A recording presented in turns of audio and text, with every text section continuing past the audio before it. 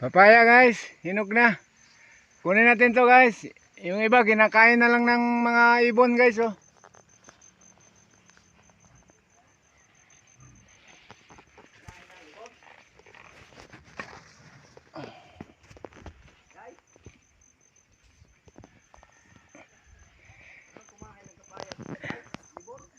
Ito kunin natin to para sa alaga namin, para sa alaga ko si Juan Chito.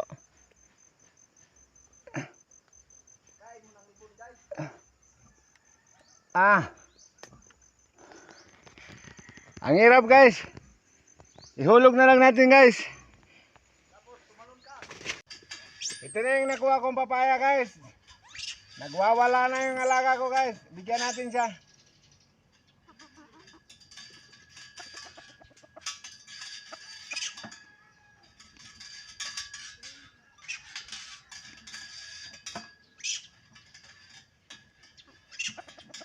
Kalahati lang guys, yung kalahati mamaya na naman.